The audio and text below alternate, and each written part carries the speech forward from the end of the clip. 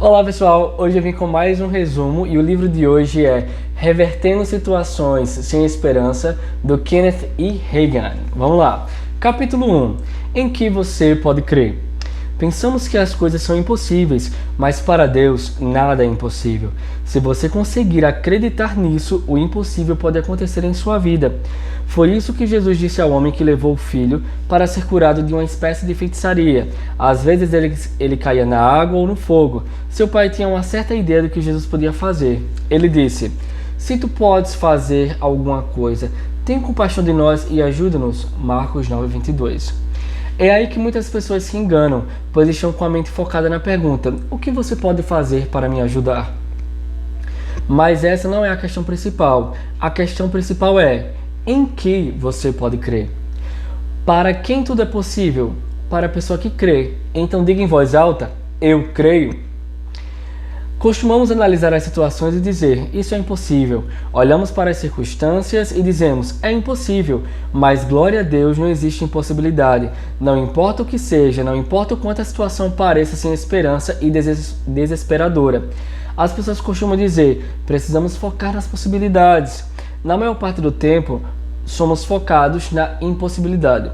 Fomos treinados para pensar assim. Se não tiver a mente renovada pela palavra de Deus, se permitir que sua carne o domine, você continuará pensando assim até que aquilo que deseja alcançar seja impossível e dirá, isso é impossível. Precisamos reprogramar o nosso pensamento. Tudo é possível ao que crê. O mesmo Deus que fez as coisas no passado, Ele continua fazendo ainda hoje. As mesmas doenças que existiam no passado e o Senhor curou, Ele continua curando hoje. A questão todinha não é o que o Senhor pode fazer para nos ajudar, mas é no que nós podemos crer. Quando aquele pai ele chegou para Jesus e falou, se tu podes fazer alguma coisa, aí Jesus respondeu, se tu podes, se você consegue crer, crer, porque tudo é possível àquele que crê. Jesus mostrou para aquele cara que a responsabilidade não estava nele, mas estava no Pai em crer em relação à cura do seu filho. O Deus daquela época e o Deus de agora é o mesmo. Ele nunca muda. Aí que agora ele vai contar a história que está escrita em Isaías 38, versículo 1 e 3. Naqueles dias, Ezequias adoeceu de uma enfermidade mortal. Veio ter com ele o profeta Isaías, filho de Amós. Ele disse, assim diz o Senhor, põe em ordem a tua casa, porque morrerás e não viverás. Então virou Ezequias o rosto para a parede e orou ao Senhor e disse, lembra-te, Senhor, peço-te de que andei diante de ti com fidelidade, com inteireza de coração e fiz o que era reto aos teus olhos. E chorou muitíssimo.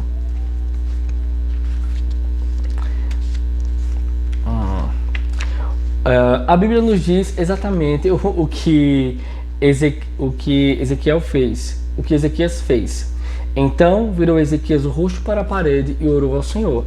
Chegou a palavra do Senhor para ele dizendo, você vai morrer. O próprio Deus tinha falado.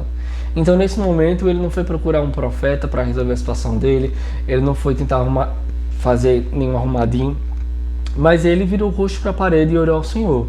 O que isso significa? Significa que ele desviou o olhar do homem. A razão pelo qual muitas pessoas não obtiveram resultado ainda é porque estão olhando para o homem em busca de resultados. Talvez estejam procurando por algum profeta para livrá-las. Mas Ezequias não apenas desviou o olhar do homem, como desviou o rosto de Isaías, que era o maior dos profetas. Ele desviou o rosto das próprias emoções, ele desviou o rosto dos próprios sintomas, ele desviou o rosto dos próprios sofrimentos, ele desviou o rosto dos parentes compassivos, ele desviou o rosto da capacidade da medicina, ele virou o rosto para a parede. E com o rosto voltado para a parede, Ezequias só podia ver uma coisa, Deus. Capítulo 2. O que você está vendo?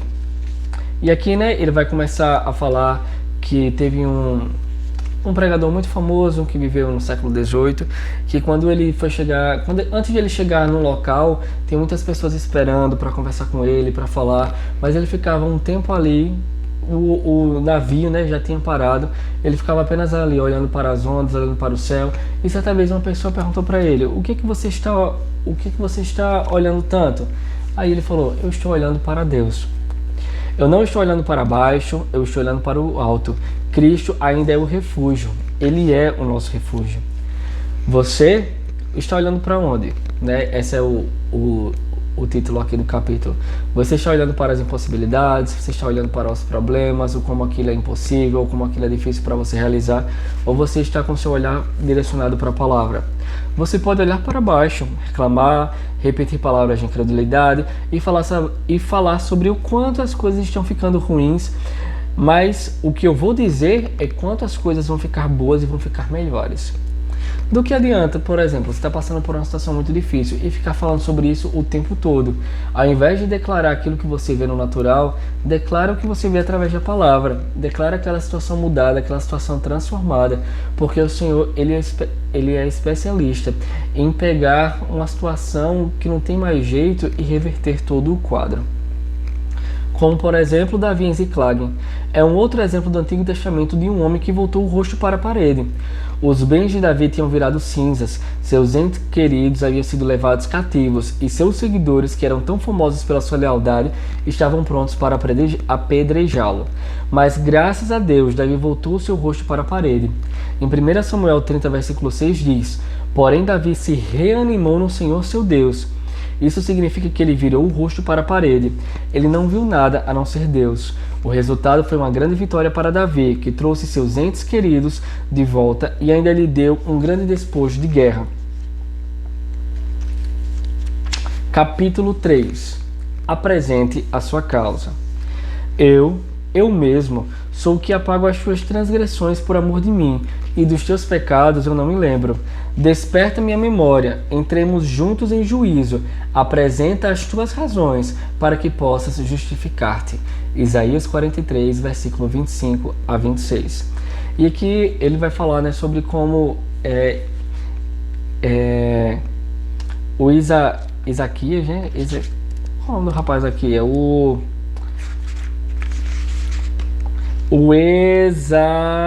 Ezequias. Como Ezequias, ele chegou no momento lá e ele falou: Senhor, o Senhor lembra como eu fui reto, eu fiz o que era certo perante os teus olhos. E o próprio Deus, ele falou: me traz a memória, desperta minha memória, entremos junto em juízo, apresenta as tuas razões. Muitas vezes a gente recebe um ensino que a gente não pode falar com Deus abertamente, porque seria uma falta de respeito. Mas o Senhor já conhece o que nós vamos falar antes que venha a palavra na nossa boca. Então nós podemos, com toda a nossa devoção, com todo o nosso respeito, nosso temor e tremor, na presença do Senhor, e apresentar as nossas razões, apresentar as nossas causas, falar a partir da nossa visão. Pode estar errado, pode estar certo, mas o Senhor ama nos escutar. As razões pelas quais não conseguimos mais resultados são: 1. Não voltamos o rosto para a parede e olhamos para Deus, e para Deus somente. 2. Nossa oração não é intensa o suficiente. Muito pode, por sua eficácia, a súplica de um justo. Lembre-se de que Deus disse a Ezequias: ouvi a tua oração, vi as tuas lágrimas. Se não tomarmos cuidado, a oração pode se tornar algo mecânico para nós. Até mesmo enquanto estamos orando, em vez de voltarmos o rosto para a parede, podemos ainda estar olhando para a impossibilidade da situação. Ainda estamos tentando descobrir como Deus pode fazer aquilo. Não tente entender como Deus pode fazer alguma coisa. Deixe que Ele faça. Deus é agora o mesmo Deus que era então. Ele é o mesmo Deus a quem o rei Ezequias orou. Ele é o mesmo Deus. Ele não mudou. Ele é o Deus de eras. Ele é eterno. Nele não há sombra de variação. Jesus quer que nós digamos às pessoas que a libertação nele. Jesus quer que a gente compartilhe com as outras pessoas que nós podemos ter acesso ao Pai, que nós podemos ter acesso através do caminho que Ele fez e apresentar as nossas razões. Ter uma conversa sincera de pai para filho, sem medo, sem receio de ser rejeitado. Mas a gente pode chegar com o nosso coração e crer que assim como Deus ouviu a Jesus, Ele também nos ouve, porque todos nós somos filhos. Jesus quer que nós digamos às pessoas que estamos livres do cativeiro de Satanás. Aleluia! Não sou cativo de Satanás, não sou cativo do pecado, não sou cativo da doença, não sou cativo dos maus hábitos, sou livre, Jesus me libertou. E conhecereis a verdade, e a verdade vos libertará. Capítulo 4. Corrija a sua situação. Paulo, escrevendo às igrejas da Galácia, disse: fiquem firmes. Precisamos entender que em cada batalha e em cada vitória, há um lado que cabe a Deus e há um lado que cabe ao homem. Nem tudo que cabe a Deus e nem tudo cabe a Deus e nem tudo cabe ao homem. Você pode ver isso acontecendo na história de Ezequias. Deus tinha parte dele para executar. Ele disse: Isaías vai dizer ao rei Ezequias para colocar a casa em ordem, pois nas atuais circunstâncias ele viverá e não morrerá. Alguém pode perguntar: Deus mudou de ideia? Não. Deus queria abençoar Ezequias o tempo todo, mas ele não podia fazer mais por ele do que estava fazendo sobre aquelas circunstâncias. Ezequias também tinha um papel a exercer. Observe que nem Isaías podia fazer muito por ele. Muitas vezes estamos olhando para o profeta ou para o pregador, esperando que eles façam algo por nós, mas Isaías não mudou a situação. Não foi a oração de Isaías que alterou as circunstâncias, mas sim a oração de Ezequias. Ezequias era o único que podia fazer alguma coisa acerca da sua própria situação. Foi Ezequias quem virou o rosto para a parede, foi Ezequias quem orou a Deus, foi Ezequias quem chorou muitíssimo, foi Ezequias quem mudou. Agora Deus podia fazer alguma coisa por ele, agora Deus podia responder a sua oração. Isaías ainda não havia saído do pátio quando Deus lhe disse: vá dizer a Ezequias, assim diz o Senhor, o Deus de seu antepassado Davi. Ouvi a sua oração e vi suas lágrimas. Acrescentarei 15 anos à sua vida. Estude o que Ezequias fez. O que funcionou para ele, funcionará para você, porque Deus é o mesmo Deus. As pessoas que não estudaram a Bíblia podem ler essa história e dizer: vejam as incongruências da Bíblia. Aqui diz que ele vai morrer e aqui diz que ele vai viver. Então, Deus mentiu? Selecionar versículos e lê-los fora de contexto não lhe dará o quadro geral. Quando lê a história completa, você entende o que Deus está dizendo. Não era a vontade de Deus que Ezequias morresse. Deus queria que o rei recebesse suas bênçãos. Era Ezequias quem estava impedido às bênçãos de Deus. Quando ele corrigiu aquela situação, Deus pôde abençoá-lo. Muitas vezes, Deus lhe dirá o que vai acontecer sobre as atuais circunstâncias, como ele fez com Ezequias. E você pode transformar essa situação. Se você pode mudar isso, só você pode mudar isso. E foi o que Ezequias fez.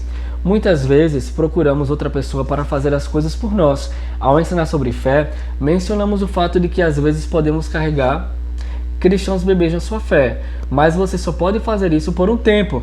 Em geral, as pessoas terão de receber a ajuda de Deus sozinhas, pois ninguém receberá ajuda permanentemente sem desenvolver a própria fé e a própria vida de oração. Nós precisamos crescer na nossa própria fé. Favoritos do Pai. Você não vai receber, capítulo 5. Você não vai receber livramento ou socorro definitivo sem desenvolver a própria fé e a própria vida de oração. Eu quero que você saiba que Deus não tem um filho favorito. Cada um de nós é o seu favorito. Saiba que você é o favorito dele. Glória a Deus por causa de Jesus. Eis uma confissão para você repetir em voz alta. Sou um filho de Deus. Ele é o meu Pai. Ele é o meu próprio Pai. Eu sou seu próprio filho. Sou um favorito do meu Pai. Todos somos favoritos para Ele. Ele ama cada um de nós com o mesmo amor. Ele ouvirá cada um de nós quando orarmos. Meu Pai me ama. Meu Pai me ouve quando oro. Meu Pai responde: Aleluia. Ele é o meu Pai. Ele é o meu Deus. Jesus é o meu Senhor. Eu sou aceito em Jesus. Algumas pessoas muitas vezes têm dificuldade de entender que não há filhos prediletos. Não há pessoas que Deus tem um maior apreço do que outras.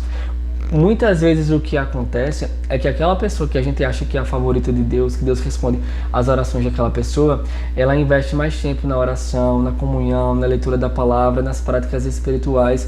Então o que acontece é que essas pessoas, elas têm elas têm com ela uma maior dedicação, uma maior devoção em relação às práticas espirituais. Muitas vezes a gente quer a manifestação da glória de Deus na nossa vida, assim como na vida daquela pessoa que a gente admira, que a gente muitas vezes acha que é um favorito, que está assim com Deus, mas muitas vezes a gente não quer pagar o preço que aquela pessoa paga. E quando eu me refiro aqui a pagar o preço, é a questão de você separar tempo, de você doar tempo, deixar as coisas que você quer realmente, que a sua carne quer fazer, para buscar o Senhor. Capítulo 6. Haja como se fosse verdade. É disto que trata a fé, agir com base na palavra de Deus, agir como se ela fosse verdade, porque ela é a verdade. Volte o rosto para a parede, veja somente Jesus, veja o Deus para quem tudo é possível e depois clame a Ele. Ore em voz alta. Ore agora. Senhor, Tu me amas.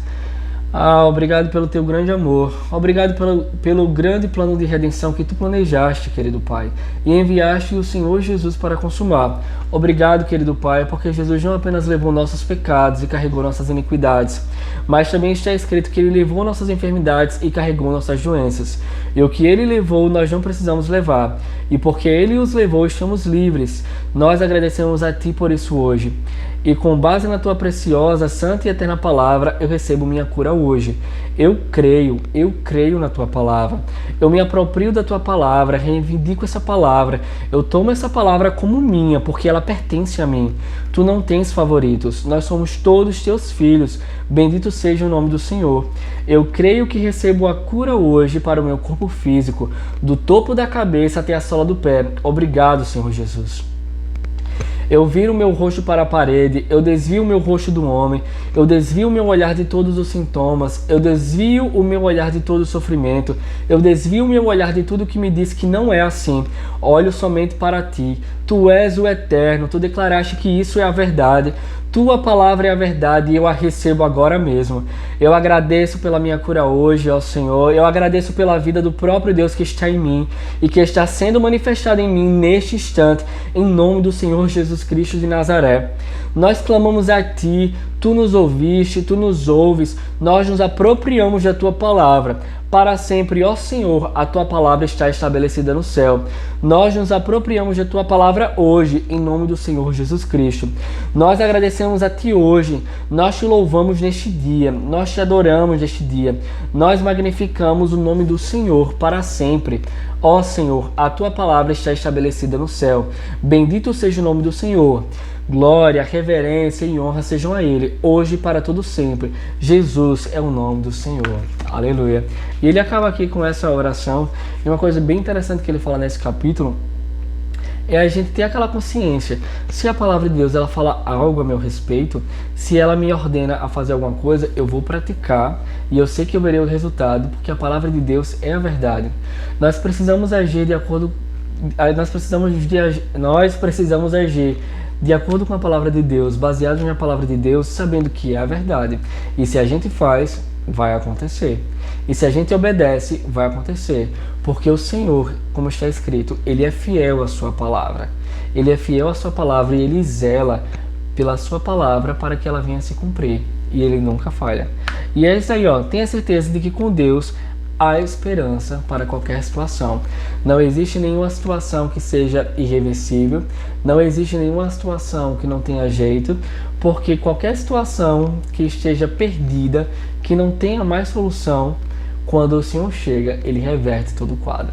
E é isso aí, ó. E sejam abençoados na prática da palavra. Valeu, partiu!